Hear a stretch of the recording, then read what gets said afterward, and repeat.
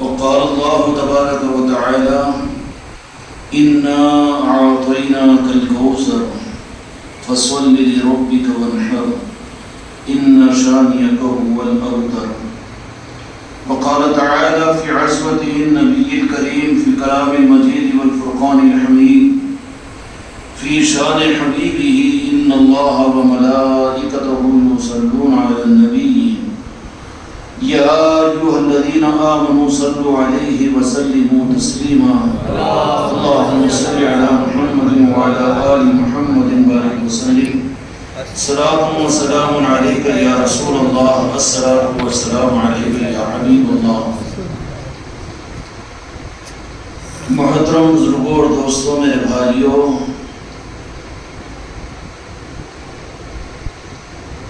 روئے زمین کے اوپر اسلام کی خدمتوں کی نسبتوں پر بے شمار محافلیں ہو رہی ہے، جلسے ہو رہے ہیں، نظام چل رہے ہیں. اسلام کو پہچانو، تعلیمات کو پہچانو، اصلاح معاشرہ کر لو، دین کو زندگیوں میں لا لو. ان سارے چیزوں کے لیے مفید اس وقت میں ہوگا کہ ہم اسلام کو پہچانیں، اسلام کی خصوصیتوں کو پہچانیں، قرآن کو جانیں، دین و شریعت کو جانیں. اس سے پہلے کا مسئلہ یہ ہے کہ ہم اپنے کو پہچانیں کہ ہم کون ہیں. اگر سب کچھ پہچاننے کے نظام ہمارے پاس میں ہو، لیکن اگر ہم نے اپنے آپ کو نہیں پہچانا تو پھر یہ ساری پہچان ان کے لیے فائدے کا ذریعہ نہیں بنے گی. اس لیے پہلا مسئلہ یہ آتا ہے کہ ہم اپنی ذات سے اپنے آپ کو پہچانیں. یہ مسئلہ جتنا اہم ہے اتنا حل طلب بھی ہے اور اتنا آسان بھی ہے. بڑی بڑی دقیق باتیں اور بڑے بڑے عقدے آپ کے سامنے قرآن و حدیث کی تعلیمات اگر عرض کی جائیں تو عظمت کے اور عقیدت کے ساتھ میں سن کر وہاں سے آگے بڑھ جائیں گے. لیکن بنیادی طور پر یہ مسئلوں سے مستفید ہونے کے لیے پہلا تالا ہم کو اپنی ذات سے یہ کھولنا پڑے گا کہ ہم کون ہیں. سب کو پہچانا لیکن اپنے کو نہیں پہچانا تو اسلام کا پہچاننا بھی، دین کا پہچاننا بھی، قرآن کا پہچاننا بھی اللہ کے پاس حق کے پہچاننے میں شمار نہیں ہوگا. سب کچھ کو پہچانا، سب کچھ کو جانا، دین کو بھی جانا، سنت و شریعت کو بھی جانا اور پہچانا، لیکن اپنے کو نہیں پہچانا تو میرے آقا کے حیات ظاہرہ کے اندر میں جو سب کچھ پہچاننے کے باوجود کہ قرآن کو جانتے تھے، دین کو جانتے تھے، شریعت کو جانتے تھے، عمل کو جانتے تھے، لیکن ایک طبقہ قیامت تک کے لیے اللہ تبارک و تعالیٰ نے امت کی اصلاح کے لیے اور ہمارے تربیت کے لیے اسی ماحول میں ایک طبقہ منافقین کا رکھا. کیا وہ منافقین شریعت کو نہیں جانتے، قرآن کو نہیں جانتے، میرے آقا کے معجزات کو انہوں نے نہیں جانا کہ اپنی نظروں سے نہیں دیکھا؟ کیا ان منافقین نے اپنے سر کی آنکھوں اور ماتھے کی آنکھوں سے میرے آقا دو جہان کے مالک حضرت محمد مصطفیٰ صلی اللہ علیہ وسلم کا دیدار نہیں کیا؟ جانتے تھے کہ یہ محمد رسول اللہ ہے، نزول قرآن ہو رہا ہے، احکامات آ رہے ہیں، مسجد نبوی کے دین کا ماحول ہے، مدینے کی گلیوں میں دین کا ماحول ہے، رمضان کا وہ اہتمام ہے اور حج کا وہ اہتمام ہے. سب کچھ کو جاننے اور سب کچھ کو پہچاننے کے باوجود منافق کیوں بنے؟ ان کے منافق بننے کی وجہ یہ کہ انہوں نے سب جانا لیکن اپنے کو نہیں پہچانا کہ ہم کون ہیں. جو اس زمانے کے اندر میں جو مرض سب کچھ جاننے کے باوجود اعلیٰ زمانہ خیر القرون قرنی ثم الذین یلونہم ثم الذین یلونہم کہ سب سے زیادہ خیر کا زمانہ میرا زمانہ میرے آقا نے فرما دیا.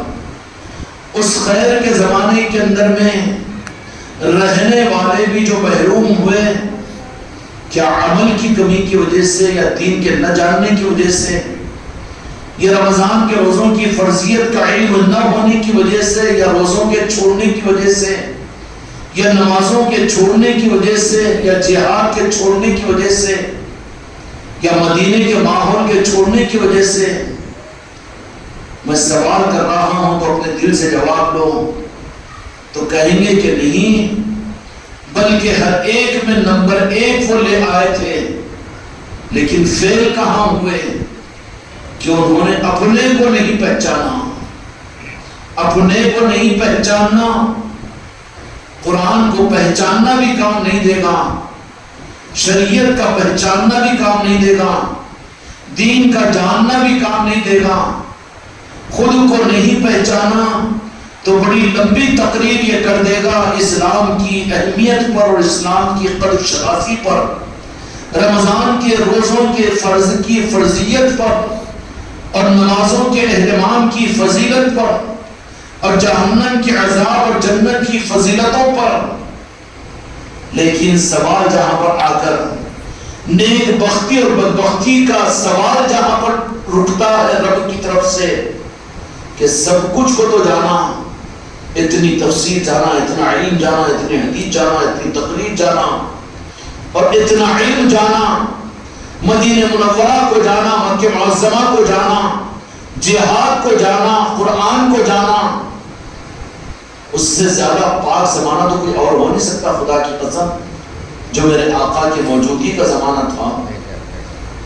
لیکن کیا وجہ ہے کہ اسی ماحول میں ایک طبقے کو اللہ تبارک و تعالیٰ نے امت کے سیمپل کے لیے ایسا رکھا کہ سارے ماحول کو دیکھ کر سب کچھ کو جان کر ہم یہ نہیں کہہ سکتے کہ منافقین نے قرآن کو اترتا ہوا نہیں دیکھا، منافقین نے چاند کے 2 ٹکڑوں کو ہوتا ہوا نہیں دیکھا، منافقین نے اپنے ماتھے کی آنکھوں سے میرے مصطفیٰ کا دیدار نہیں کیا، منافقین نے پنجتن پاک کی زیارت نہ کی، کیا منافقین نے حسنین و کریمین کو نہیں پہچانا؟ سب کچھ پہچانا اعلیٰ درجے پر کہ جس کا ہم بھی تصور نہیں کر سکتے، لیکن محروم کیوں ہوئے؟ بہت تفصیلات پہ لے جانے کے لیے، آپ کو الجھنوں میں ڈالنے کے لیے یا اپنے علم کے عقدے کھولنے کے لیے یا تم لوگوں کو متوحش کرنے کے لیے نہیں، تم یہاں پر پیاس سے بن کر آتے ہو تو پیاس بجھانا ہمارا کام ہے۔ ان منافقین کو سارے علم کے ہونے کے باوجود، ساری باتوں کے جاننے کے باوجود، اس زمانے کے منافق تقابل نہیں کر رہا ہوں، بہت اعلیٰ درجے کا مقرر اس زمانے کے اندر میں علامہ بھی ہو، پیر کامل بھی ہو، تو اس رخ کے اعتبار سے کہ میرے آقا کی حقیقت اور میرے آقا کے دیدار کی وہ کیفیت، وہ جو محسوس کیا، وہ دیکھا تھا، یہ بیان نہیں کر سکتا قیامت تک۔ علم میں پہچاننے کے اندر میں تقابل ان منافقین سے ہم نہیں کر سکتے، دعویٰ بھی چاہے ہم کتنے بڑے درجے کے کیوں نہ ہو جائے، رمضان پر ہزاروں کتابیں کیوں نہ لکھ دیں، ہم روزوں کی فضیلتوں پر لاکھوں بیان ہم کیوں نہ کر لیں، ذکر و اذکار کے اوپر اس کی فضیلتوں پر کتنا ہی بیان کیوں نہ کر لیں، لیکن میرے آقا کے حیات ظاہرہ کے اندر میں جنہوں نے سب کچھ دیکھا تھا، سب کچھ جانا تھا، علم بھی ان کے پاس میں تھا، عمل نہیں تھا، ایسی بات نہیں، عمل بھی اس درجے میں کہ صحابہ کرام ان کے عمل کو دیکھ کر اپنے کو پیچھے سمجھتے تھے۔ منافق اتنے عمل کرنے والے، روزہ چھوڑنے والے، آج تو اللہ کا فضل و کرم ہے کہ کلمہ گو، رمضان المبارک کا چاند نظر آئے گا، رمضان کا مہینے کی آمد ہے، وہ رونقوں کا انتظار ہے، قلوب کو انتظار ہے کہ رمضان کا چاند نظر آئے گا تو میرے آقا کی وہ کلمہ پڑھنے والی امت جو آج بازاروں میں ہیں، وہ اپنے گھروں میں ہیں، وہ گلیوں میں ہیں، لیکن صرف ایک چاند کے نظر آنے پر یہ نسبت ہے میرے آقا سے کہ پھر کسی کے بلانے کی، کسی کے جماعت کے محنت کرنے کی، کسی علماء کے تقریروں کا اثر نہیں ہو سکتا، لاکھوں لوگوں، لاکھوں سروں کو جوڑنے کے اجتماع کا اثر نہیں ہو سکتا، جو ایک رمضان کا چاند ایک لمحے کے لیے آسمان پر طلوع ہو جائے تو یہ نسبت ہے میرے آقا کے ساتھ میں اس امت کو کہ مغرب میں نظر آئے تو امت بغیر بنائے عشاء میں آ جاتی ہے. یہ قابل قدر چیز ہے. یہ نسبت کی دلیل ہے. نہ قدری مت کرو. وہ تو آ جاتے ہیں اپنے ایمان کا ثبوت دے کر، لیکن جن کے ہاتھوں میں سنبھالنے کے نظام ہیں، کیا مسجدیں آ جانے والے اور ایمان والوں کو سنبھالنے کے انتظام ان کے پاس میں ہے؟ کیا خانقاہوں کے اندر میں وہ نظام ہے کہ جو آ جائے اپنی طرف سے؟ یہ امت کی ذمہ داری ہے کہ جو کسی ہیلے سے بھی آ جائے تو ان کے سنبھالنے کا انتظام بھی مسجدوں میں ہو، ان کے سنبھالنے کا انتظام بھی خانقاہوں میں ہو، ان کے سنبھالنے کا انتظام بھی مدارس دینیہ میں ہو. تو یہ اصل دین کے قلعے ہیں. دین کے قلعے کا مطلب کیا ہے؟ قلعے میں آدمی محفوظ ہو جاتا ہے دشمنوں سے.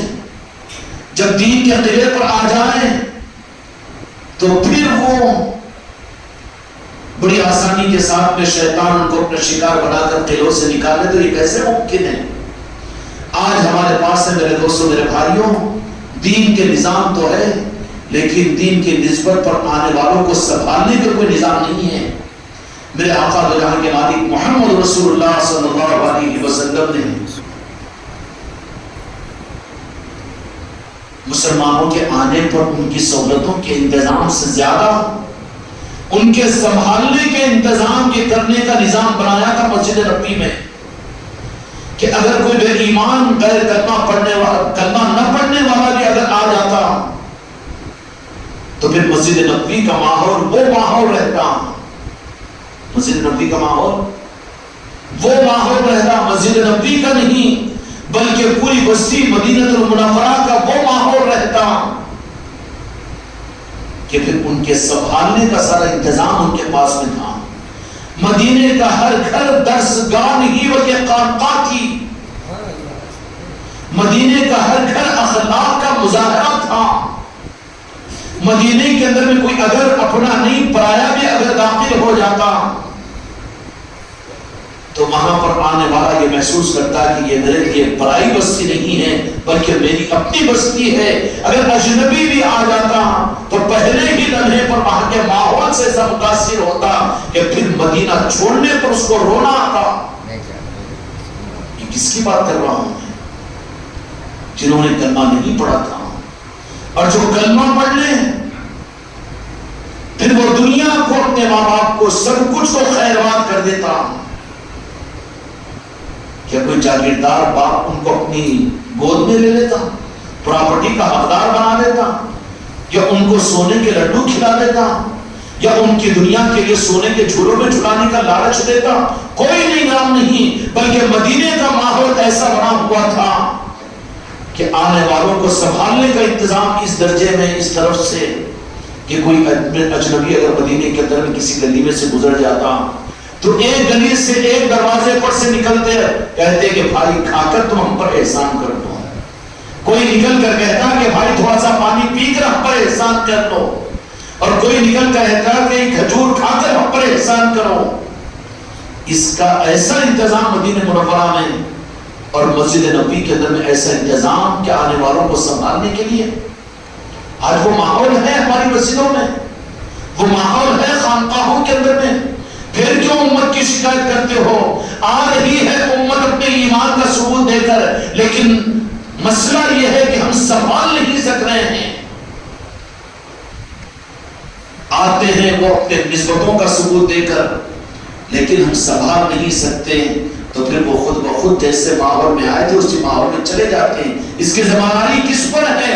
عوام پر نہیں ہے، وہ فروٹ بیچنے والوں پر نہیں ہے، وہ کپڑوں کے تاجروں پر نہیں ہے، وہ بازاروں میں گھومنے والوں میں نہیں ہے، وہ 11 مہینے شراب پینے والوں کی نہیں ہے، بلکہ وہ ذمہ داری تو پھر یہ مسجد والوں کی، یا خانقاہ والوں کی، مدرسے والوں کی، جو دینداری کا ٹھیکہ لیے ہوئے ہیں ان کی ہے کہ وہ سنبھال نہیں سک رہے.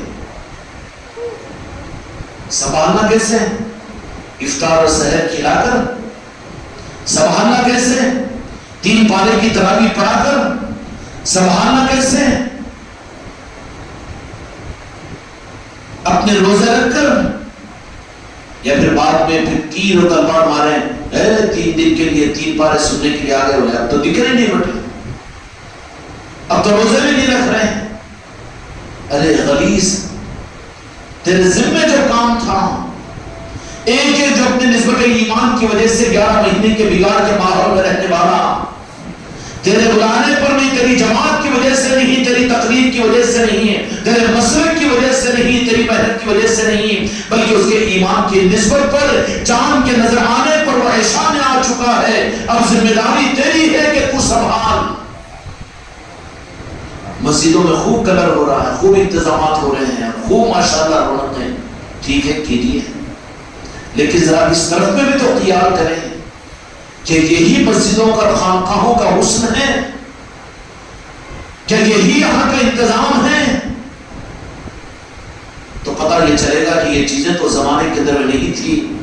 پھر کیا انتظام تھا مدینہ منورہ کا، مسجد نبوی کا، سپر چبوترے کا؟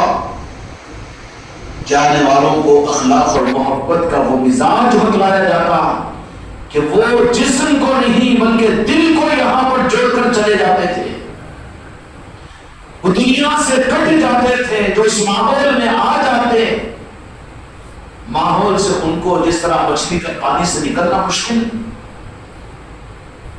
ایسے ہی مدینہ منورہ کے اندر میں بعض لیبروں کا کام کرنے والے باہر نواحی علاقے کے لوگ آ جاتے ہیں، ان کے سامنے بچے بھی آ جاتے ہیں، اور وہ بچے آنے کے بعد مدینے کے ماحول میں کہیں پر کسی مکان پر کام کر رہے ہیں، کسی کھیت میں کام کر رہے ہیں، لیکن وہ صحابہ کرام صلی اللہ تعالیٰ علیہ مجمعین کا ان کے ساتھ کا سلوک، محبت اور ہمدردیوں کا عالم یہ ہوتا تھا کہ آتے تھے ماں باپ کے ساتھ میں اور کہتے کہ جائیے امی جان، جائیے ابا جان، ابو اور اماں، ہم نہیں آئیں گے مدینے کو چھوڑ کر۔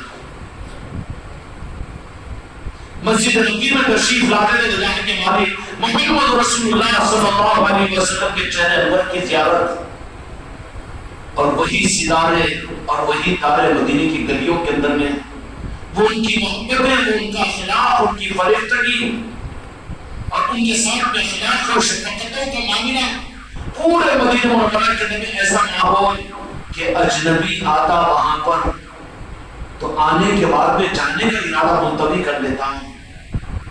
کیا وہ آج ہماری خانقاہوں میں، ہماری مسجدوں میں وہ ماحول کی طرف میں ہمارا دھیان بھی ہے؟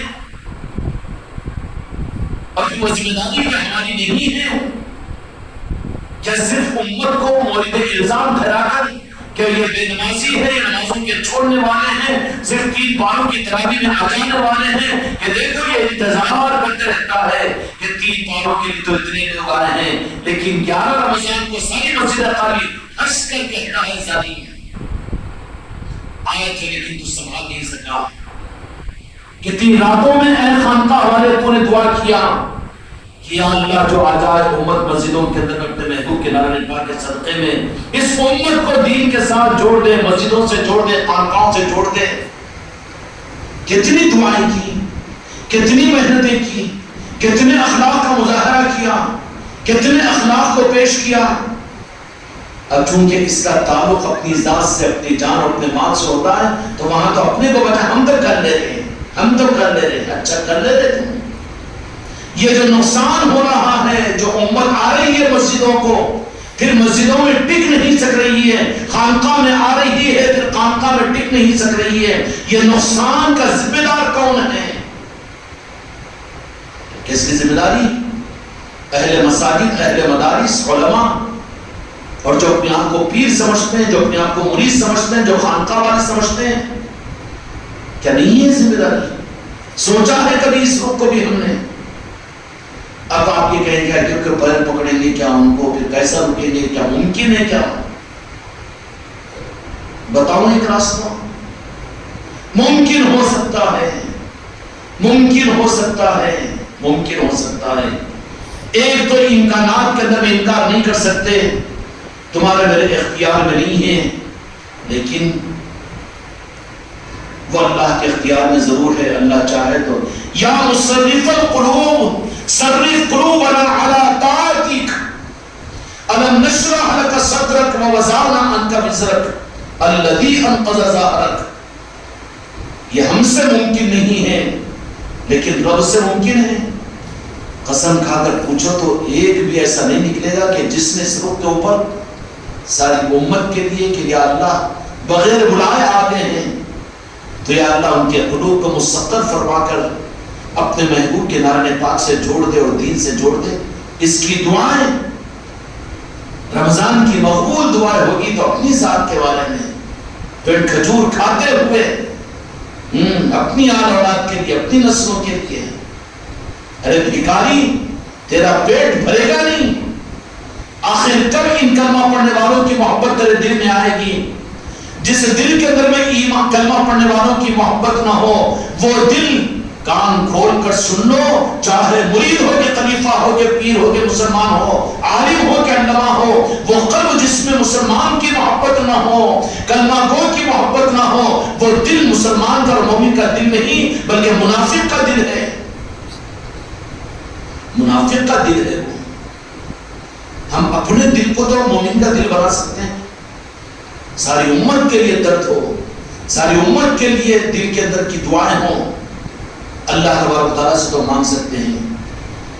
اور دوسری بات یہ ہے کہ امت کو حق کا راستہ مل جائے اور آنے والے پھر اس توفیق سے وہ دور نہ ہو جائے، اس کے لیے وہ نظام سمجھانے کی تمہارے بس میں جتنی کوشش ہے وہ کرو. جو بات میں نے عرض کی تھی کہ سب کچھ کو جاننے کو دین سمجھا جا رہا ہے، بتانے کو دین سمجھا جا رہا ہے، بولنے کو دین سمجھا جا رہا ہے، کرنے کو دین سمجھا جا رہا ہے. بیان کرنا بھی دین ہے، دین پر چلنا بھی دین ہے، دین کا بتانا بھی دین ہے، اور دین کا دکھانا بھی دین ہے، فضیلتوں کو سنانا بھی دین ہے، اور دین کو زندہ کرنا بھی دین ہے. یہ سب کچھ بھی تو تھا، لیکن پھر منافق محروم کیوں ہوئے؟ ان کے محروم ہونے کی وجہ کیا تھی؟ اس کی صرف ایک وجہ تھی کہ انہوں نے سب کچھ جانا، سب کچھ پہچانا، لیکن وہ اپنی ذات کو نہیں پہچان سکے. اصلاح کی شروعات اپنی ذات سے ہوتی ہے. مجرم کے کٹڑے میں سب سے پہلے اپنی ذات کو رکھو. ہم تو پارسا سمجھتے ہیں اپنے آپ کو، ہم تو اپنے آپ کو ماشاءاللہ یہ تو 1 مہینے کے مسلمان ہیں، 11 مہینے تو ہم بھی مسجدوں میں رہتے ہیں. گیا ان کی محرومی کی وجہ یہ تھی کہ سب کچھ کو جانا تھا، سب کچھ پہچانا تھا. بالخصوص میری بیٹیاں، میری مریدات اس بات پر توجہ دیں، اپنے کو پہچانو کہ ہم کون ہیں.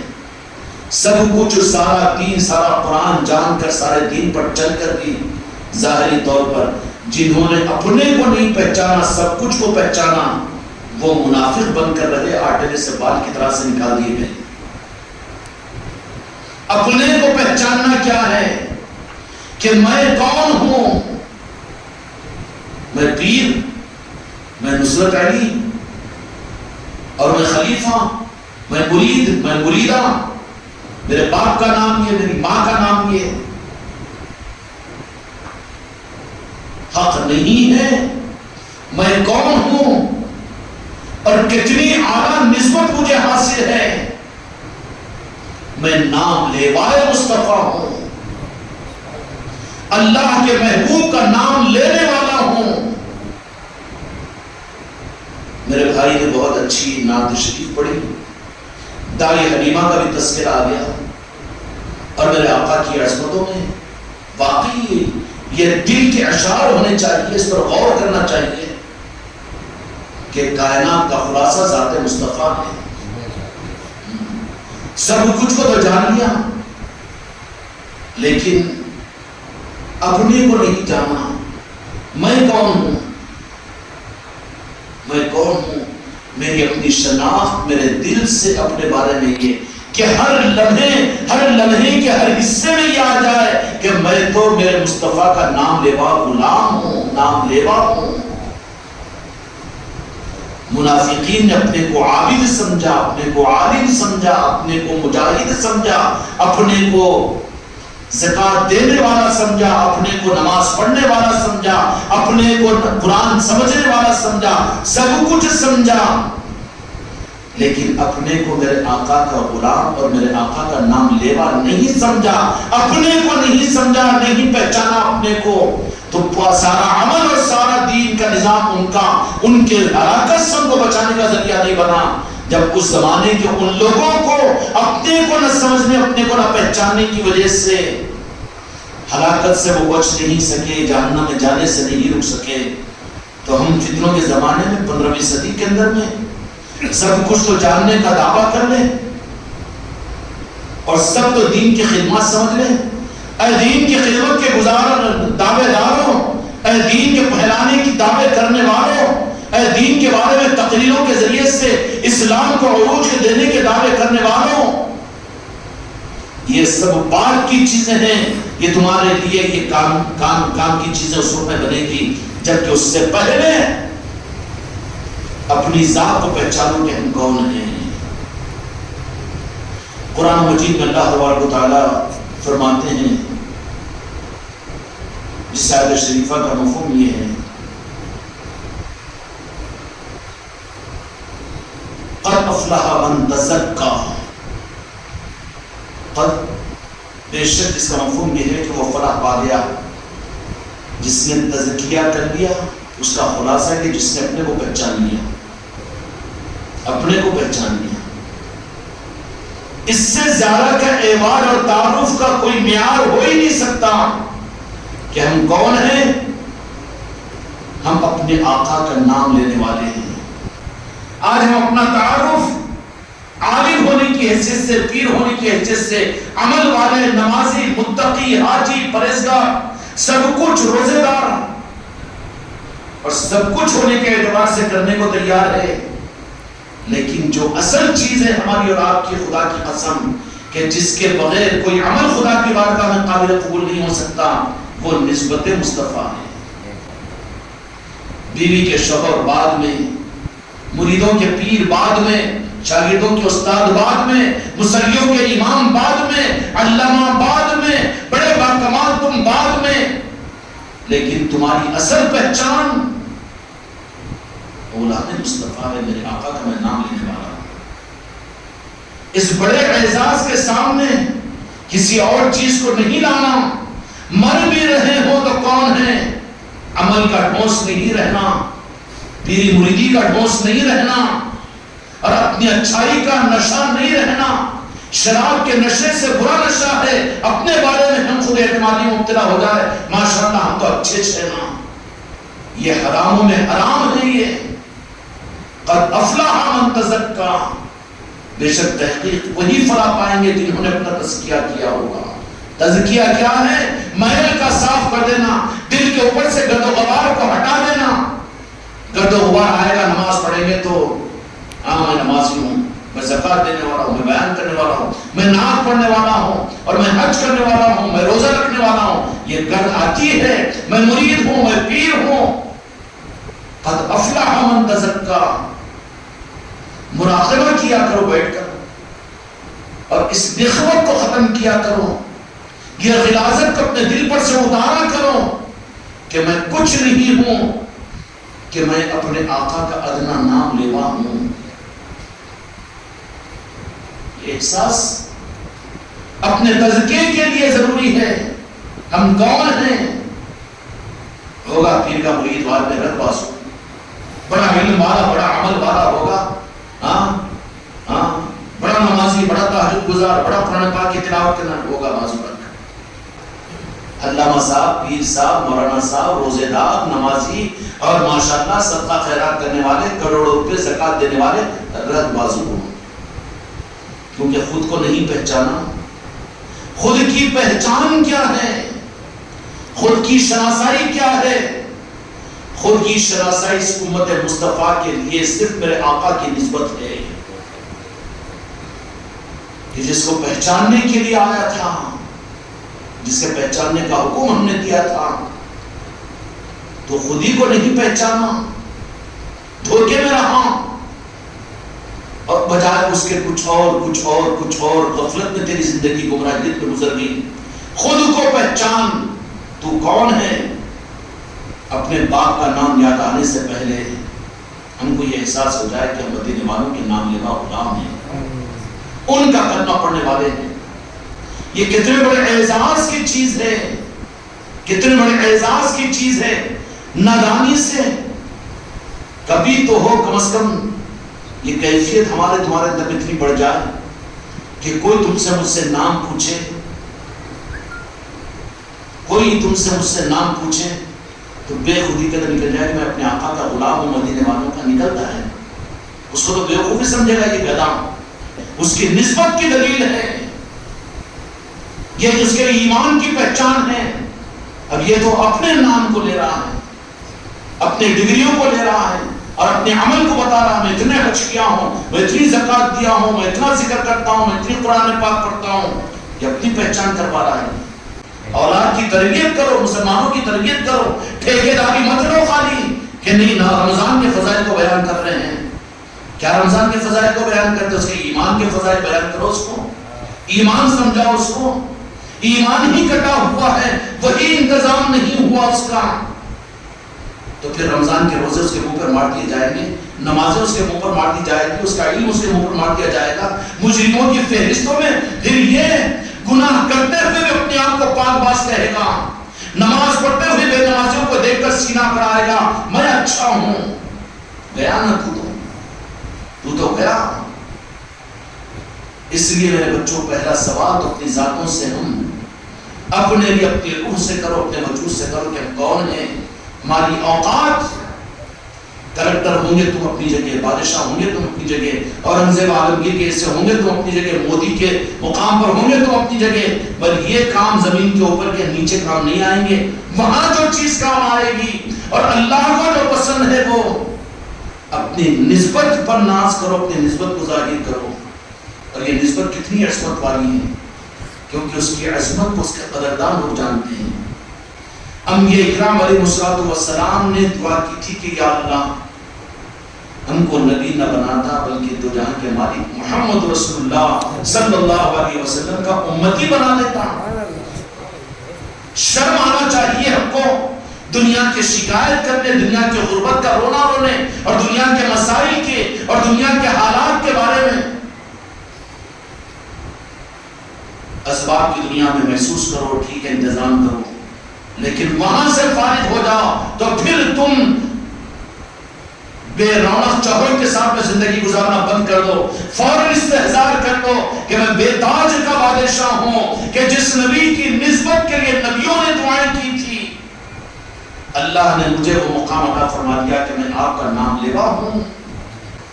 میرا معاملہ تو میرا رب کا، میں بندہ ہوں، میں اپنے آقا کا غلام ہوں، میرے مدینے والے مجھ سے غافل نہیں ہیں۔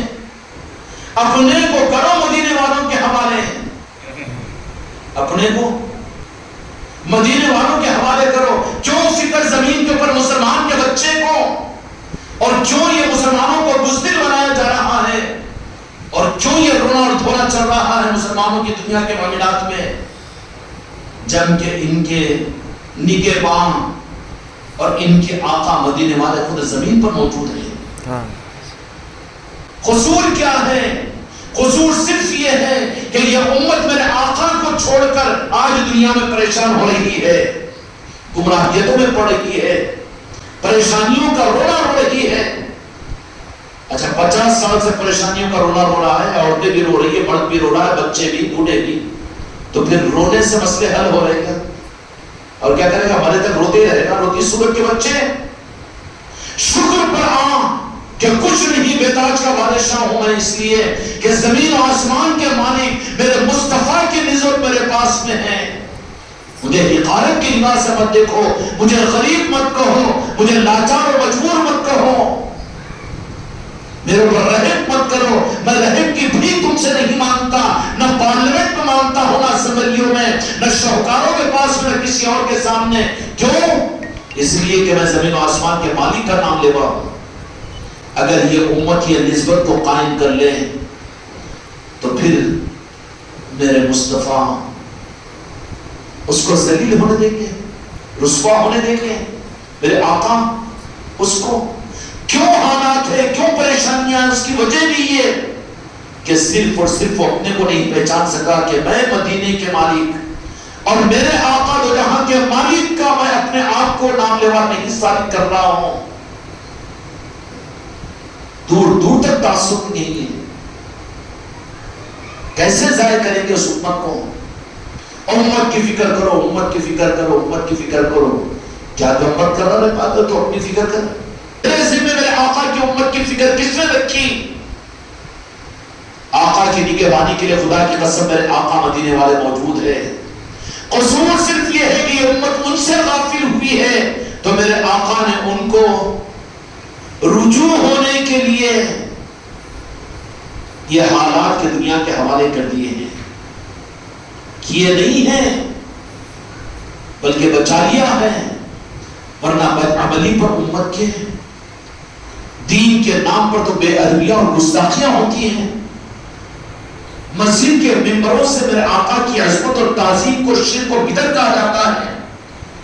یہ تو وہ چیزیں ہیں کہ زمین پھٹ کر ان کو دھسا دیا جائے، آسمانوں سے طوفان آ کر ان کو ڈبا دیا جائے، اس لیے کہ رب کو یہ کبھی گوارا نہیں ہے. سب کچھ گوارا ہے لیکن اپنے محبوب کی گستاخی اور بے ادبی رب کو گوارا نہیں ہے. رب کو گوارا نہیں ہے. پنجتن پاک کی گستاخی اور بے ادبی گوارا نہیں ہے. مولا علی کی بے ادبی اور گستاخی گوارا نہیں ہے. مولا حسن اور مولا حسین سید کائنات کی بے ادبی اور گستاخی گوارا نہیں ہے. اور وہ چیزیں آج منبروں اور مسجدوں میں ہو رہی ہے تو یہ تو اس قابل ہے کہ ان کی مسجدوں کو نہیں کہنا چاہیے بے ادب ہو جائیں گے، لیکن کیا نہیں ہو رہا ہے. اس کے بجائے اس امت کو ایک ہی پیغام دو اور اس امت کو دعوت کا عنوان صرف یہ بناؤ کہ اپنے کو پہچانو کہ ہم کون ہیں. ہم کون ہیں؟ اللہ تبارک و تعالیٰ نے اپنے محبوب کے لیے بنائی. اب اس چیز کو ہٹا کر اب اپنے کو، کتنا بڑا کفر ہے یہ، کتنی بڑی غلطی ہے، کتنا بڑا خدائی کا دعویٰ ہے یہ، کتنا بڑا شرک ہے یہ. اے مسلمان کے بچے اپنے کو ہٹا اور اصل پہچان اپنی قائم کروا. اپنی اولاد سے، اپنے بیوی سے، اپنے خاندان والوں سے پوچھ سوالات کروا. بار بار کہلوا ان سے کہ وہ پوچھے کہ تو کون ہے تو تجھے یہ محسوس ہو جائے کہ تو یہ کہے کہ میں تو اپنے مدینے والے آقا کا نام لیوا ہوں. یہ ہے اصلاح اصل. اگر امت اس رخ پر آ جائے گی اور امت یہ سمجھ جائے گی کہ ہماری اصل پہچان کروڑپتی، لکھپتی، عالم، مفتی اور پیر اور مرید یہ نہیں، بلکہ ہماری اصل پہچان مالک کائنات کے نام لیوا کی ہے، تو پھر یہ مزاج امت میں پیدا ہوگا. تو پھر وہاں سے شروعات ہوگی میرے آقا کی عظمت کی، تعظیم کی، محبت کی. اور جب اس رخ پر آ گئی تو راستہ مل جائے گا. پھر ہر مسلمان کا بچہ اپنی پہچان کو اگر میرے آقا کے نام لینے کا بنا لے تو پھر ان کے روزوں کا حال کیا ہوگا، ان کی نمازوں کا حال کیا ہوگا، ان کے دین کا حال کیا ہوگا، ان کے ایمان کا حال کیا ہوگا. اور پھر اس رخ کے ساتھ جب وہ آگے پہنچیں گے تو پھر مدینے والے اپنی امت کو نہیں سنبھالیں گے.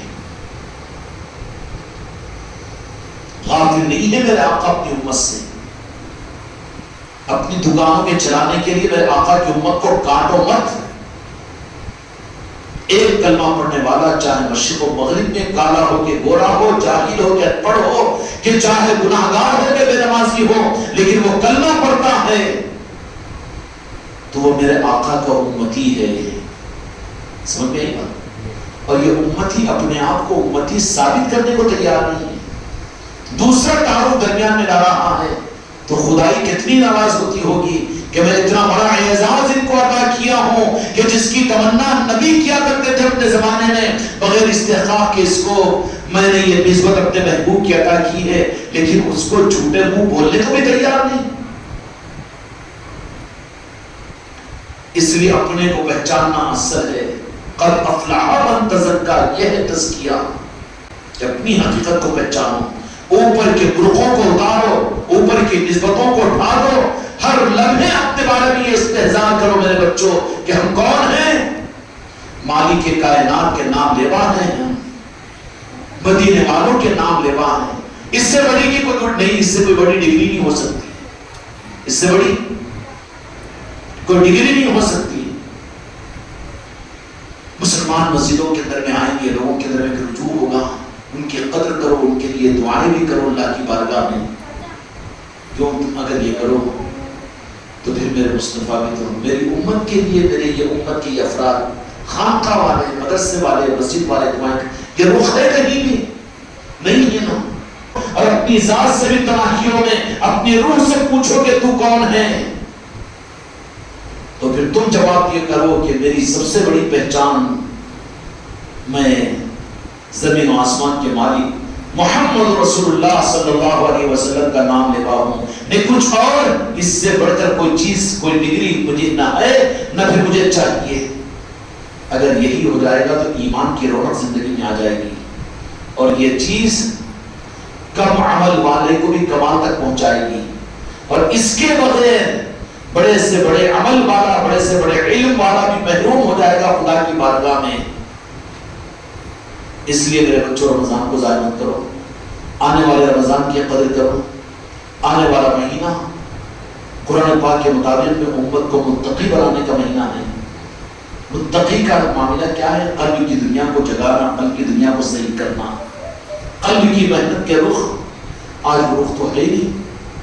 اس لیے تعلیمات انفرادی طور پر، اجتماعی طور پر اپنے گھروں کے اندر میں یہی تعلیمات دیجیے. یہ ہے قد افلح من تزکا، یہ ہے قلب کی صفائی. قلب صاف ہو جائے گا تو جو چیز حق ہے وہ نظر آئے گی، اور حق خدا کی قسم صرف ذات مصطفیٰ ہے. جینے میں، مرنے میں، نیند میں، خواب میں، جینے میں، احساس میں صرف میرے آقا کی ذات ہی، میرے آقا کی ذات ہی. اللہ تعالیٰ کی دولت ہم کو راہ کو عطا فرمائے. اللہ تعالیٰ ہم کو آپ کے اپنے قلوب کی صفائی کی فکر کی توفیق عطا فرمائے.